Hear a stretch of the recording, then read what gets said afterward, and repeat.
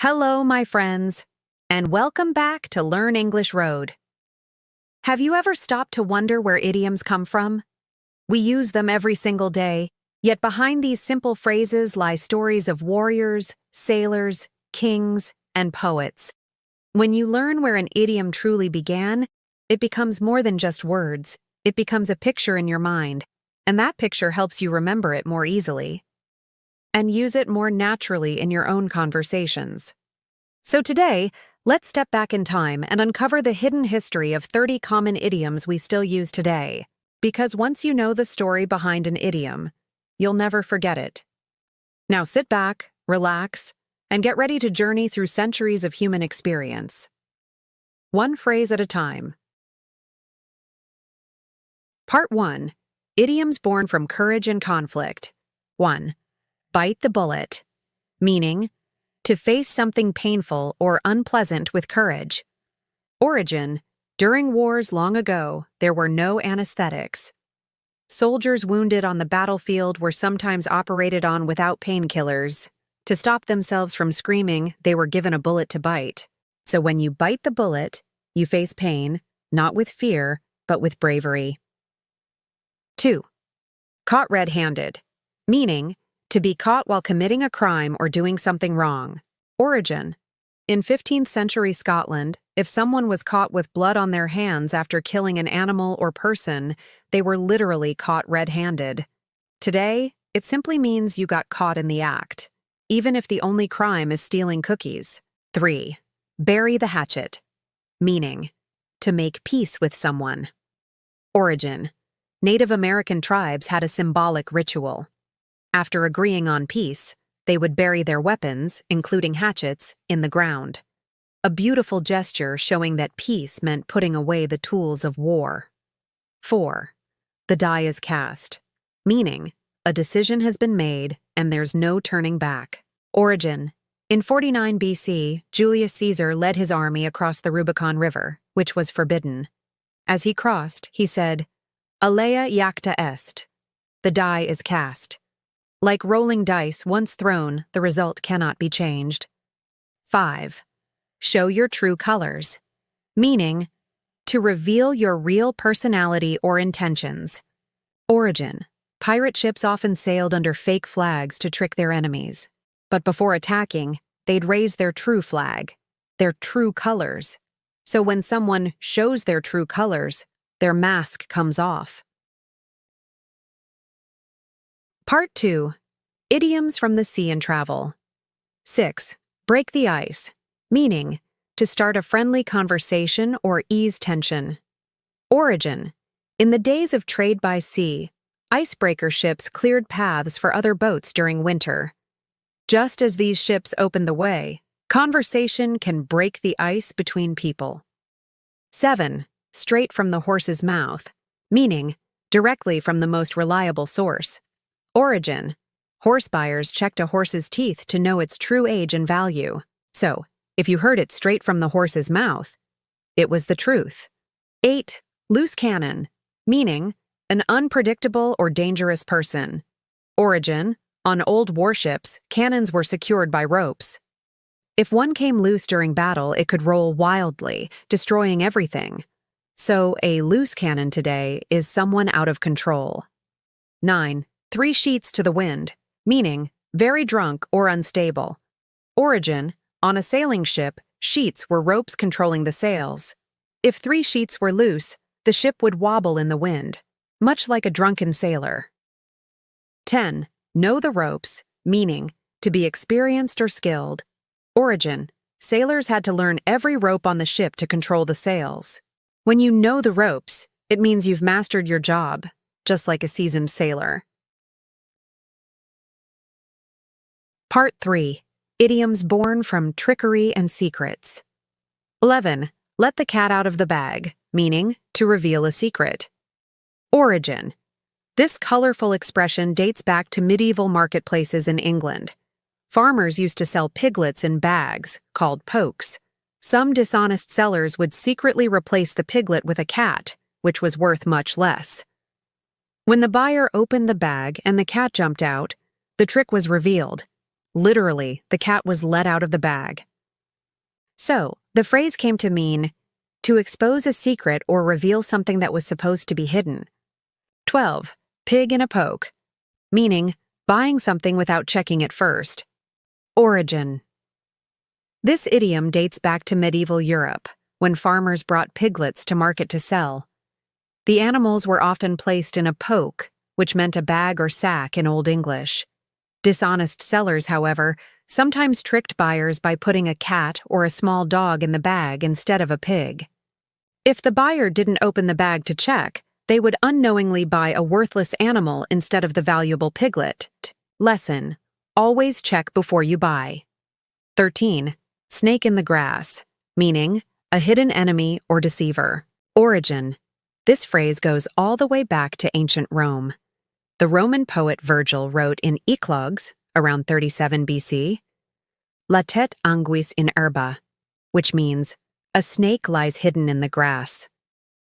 The line described a peaceful field where danger was secretly lurking, just like a person who hides bad intentions behind a friendly smile. Over time, English speakers adopted the image to describe someone who is two-faced or deceitful.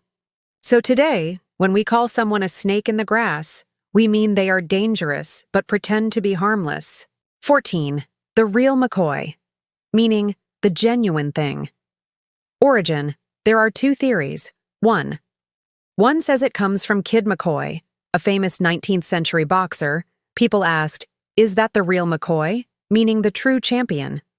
2. Another says it came from Scottish inventor Elijah McCoy, whose lubricators for engines were so good that buyers demanded the real McCoy. Either way, it means authenticity. 15. Pay through the nose, meaning to pay too much for something. Origin. In 9th century Ireland, the Vikings imposed a harsh nose tax. If someone refused to pay, their nose was cut as punishment. So when you pay through the nose, you're paying a painful price. Part 4. Idioms from Daily Life and Work. 16. Burning the midnight oil, meaning to stay up late working, studying, or doing something important, especially when others are asleep. Origin. Before electricity, people used oil lamps for light at night. When someone worked or studied late into the night, their lamp would keep burning long after everyone else had gone to bed. This habit of using up oil during late-night work led to the phrase, burning the midnight oil. It symbolizes hard work, dedication, and late-night effort to finish something important. 17. White elephant, meaning something that is valuable but useless or costly to maintain, but brings little benefit, often a possession, project, or gift that becomes more of a burden than a blessing. Origin. The idiom comes from ancient Siam, modern-day Thailand. In those days, white elephants were considered sacred and royal. When a king wanted to punish someone subtly, he would gift them a white elephant. The problem? The animal was enormously expensive to feed and care for, but could not be put to work because it was sacred. So, owning a white elephant quickly became a financial disaster, a royal gift that ruined you. 18. Bootleg, meaning to make, distribute, or sell something illegally, especially alcohol, movies, or music. Today, it's often used to describe illegal copies or pirated versions of products. Origin. The term dates back to the 1800s in the United States, when smugglers would hide flasks of liquor inside their tall boots, literally in the leg of the boot, to sneak alcohol past the law or authorities. During the Prohibition era, 1920-1933, when alcohol was banned in the U.S., bootlegging became a massive underground industry. People secretly produced and sold illegal liquor, often hidden in boots, barrels, or underground bars called speakeasies. 19. Breadwinner, meaning the person in a family who earns the main income and provides financial support for others. Origin. The word comes from a time when bread meant basic food or livelihood, the essential thing needed to live. In the 19th century, to win one's bread meant to earn a living. Over time, this evolved into calling the main earner of a household the breadwinner. It reflects the idea that the person wins or brings home the bread, the necessities of life, for everyone else. 20. Pulling strings. Meaning, to use one's influence, power, or connections secretly or behind the scenes to get something done or to gain an advantage. Origin. This phrase comes from the world of puppetry in the 18th and 19th centuries. Puppet masters controlled marionettes by pulling strings from above, making the puppets move as they wished while staying out of sight. So when someone pulls strings in real life, it means they are manipulating events or people from behind the scenes, often to achieve a personal goal. Part 5. Idioms from Animals, Nature and Myths. 21. Let sleeping dogs lie. Meaning, to avoid restarting an old conflict or problem that might cause trouble again. Origin. This phrase dates back to the 14th century, when dogs were often used as guards. A sleeping dog was peaceful, but waking it could lead to barking or biting. So people learned it was wiser to leave it alone. Today it means, don't stir up old issues that could bring new problems. 22. A little bird told me. Meaning, used when you don't want to reveal who gave you the information, a playful way of keeping your source secret. Origin. This idiom appears in the Bible, Ecclesiastes 10:20. A bird of the air shall carry the voice. It was a poetic way to suggest that news can travel mysteriously, even without direct communication. Over time, it became a light-hearted phrase for, someone told me, but I won't say who. 23. Lion's share. Meaning, to take or receive the largest or best portion of something. Origin. The phrase comes from one of Aesop's fables, where a lion hunts with other animals, and then claims all the spoils for himself, saying his strength gives him the right to everything. So, the lion's share means the biggest portion, often unfairly taken by someone powerful. 24. Rule of thumb. Meaning, a general guideline or rough estimate, not an exact rule. Origin. This phrase likely comes from old crafts, where workers used their thumbs as a quick measuring tool. For example, the width of a thumb might roughly measure an inch. So, a rule of thumb means something based on practical experience, not precise calculation. 25. Cold shoulder. Meaning, to ignore or treat someone with deliberate rudeness or indifference. Origin. This phrase is believed to come from medieval Scotland. When unwanted guests overstayed their welcome, hosts would serve them a cold piece of meat from the shoulder of a roast, a subtle hint that it was time to leave. So, giving someone the cold shoulder means showing a lack of warmth or welcome. Part 6. Idioms from Sports. 26. Throw in the towel. Meaning, to give up, accept defeat, or stop trying after realizing you can't win. Origin. This idiom comes directly from the sport of boxing in 1900s. In the early days, a boxer's coach or trainer would literally throw a towel, or sponge, into the boxing ring to signal that their fighter could no longer continue, usually because they were injured or completely exhausted. The towel was a symbol of surrender. Instead of saying, "We quit," the thrown towel told the referee to stop the fight immediately. So today, when someone says, "I'm throwing in the towel," they're using that same image, admitting defeat gracefully before things get worse. 27. Out of left field. Meaning, something unexpected, strange, or surprising that seems to come from nowhere. Origin. This idiom comes directly from the baseball in early 1900s. In baseball, the field is divided into left, center, and right. A ball hit from left field can sometimes come from an odd angle, especially for the infielders who aren't looking that way. Fans sitting near left field might shout or throw things too, creating more unexpected distractions. Because of that, people started saying something came out of left field when it caught them completely off guard, just like a surprise ball or shout during a game. 28. frontrunner, meaning someone who is leading the race or is most likely to win, whether in politics, sports, or competition of any kind. Origin: this idiom comes from horse racing in 1800s. In horse racing, the horse that takes the early lead is called the front runner. Everyone watches that horse closely, as it seems the most likely to win the race. Later, the term moved beyond the racetrack to politics, business, and even relationships, describing the person or team most favored to succeed or ahead of the rest. 29.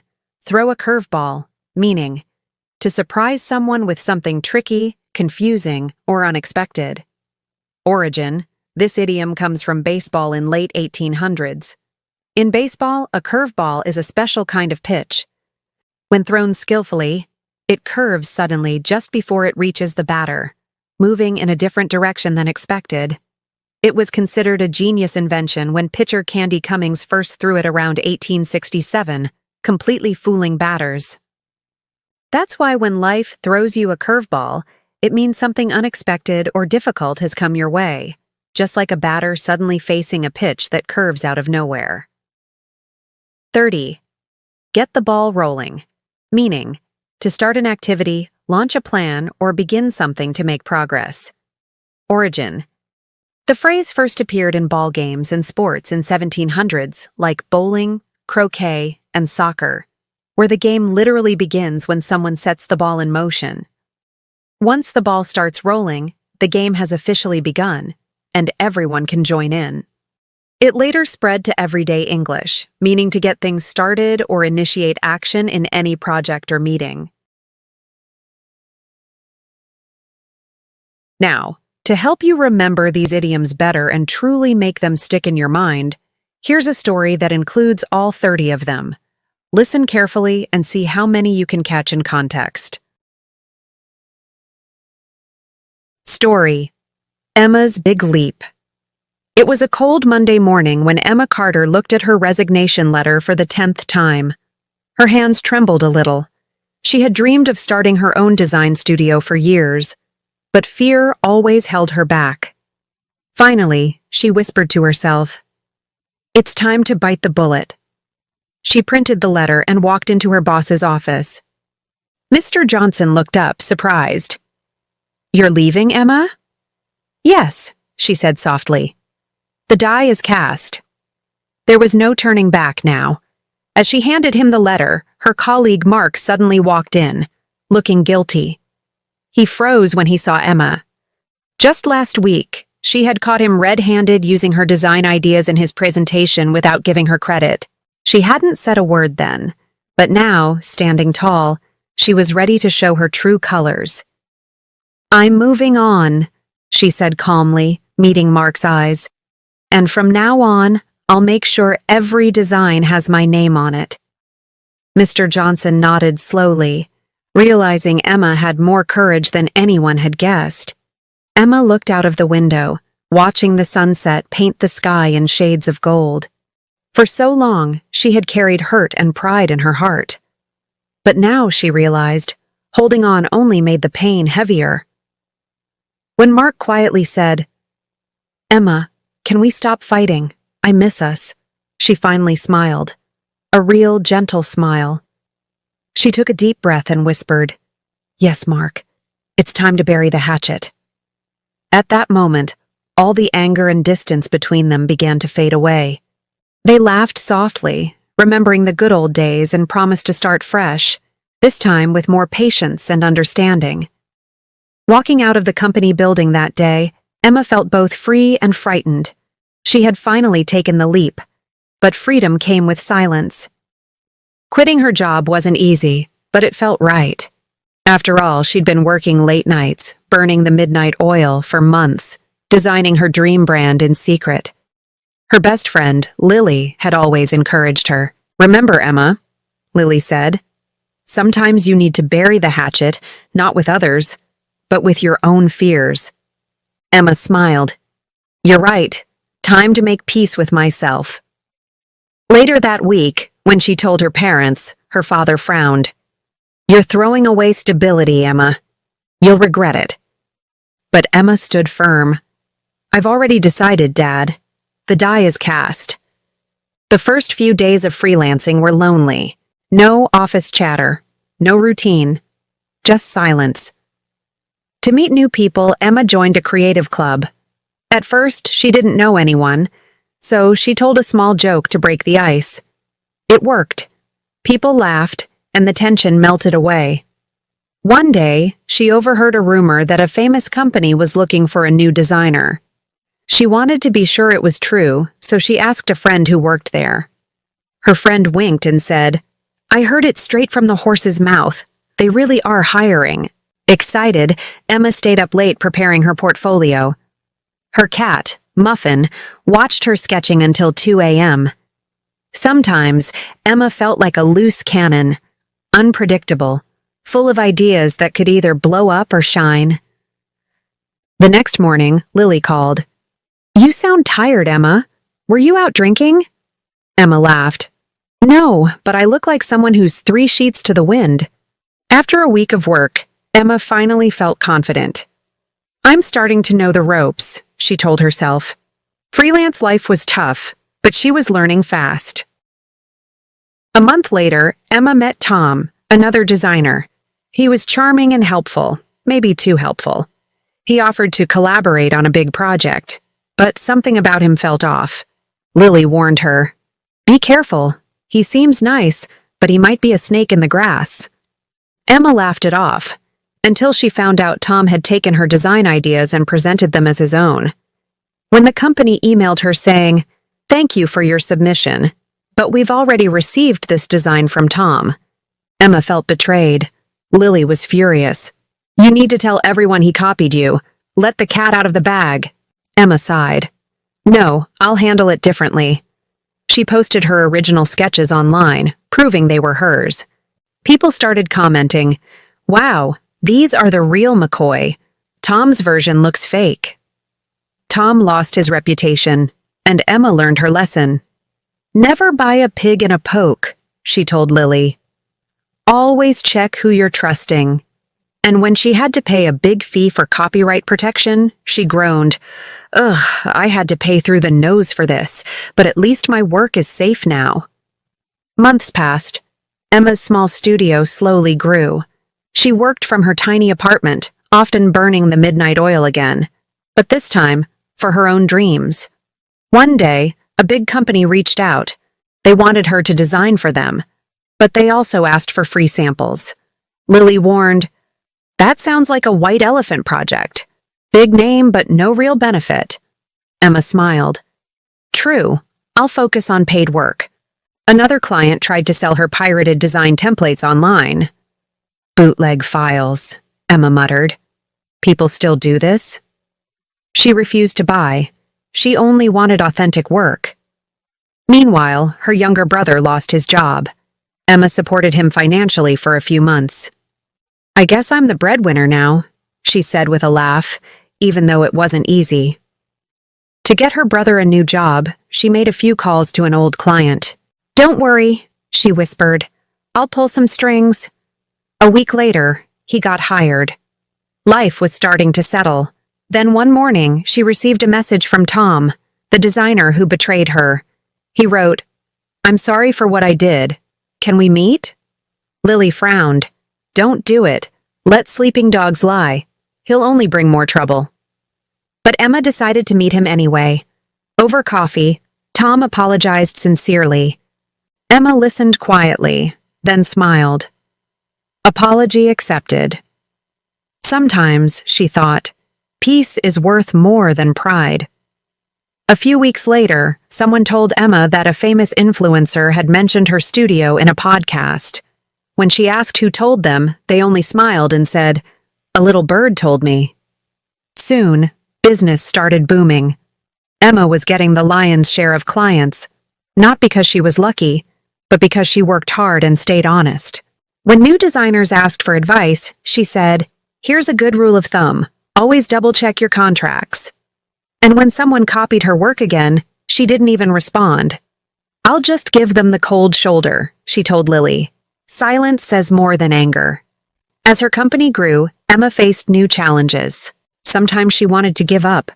to throw in the towel. But then she'd remember how far she had come. One day, out of nowhere, she received a message from a magazine offering to feature her studio. It felt out of left field, totally unexpected, but she was thrilled. Her design started getting noticed worldwide. Soon, people were calling her the front runner in sustainable design. Then, just when things seemed perfect, her biggest client suddenly canceled a project. "It's like life just threw me a curveball," she told Lily. "But I'll figure it out." And she did. She launched her own eco-friendly design course online. Thousands of people joined.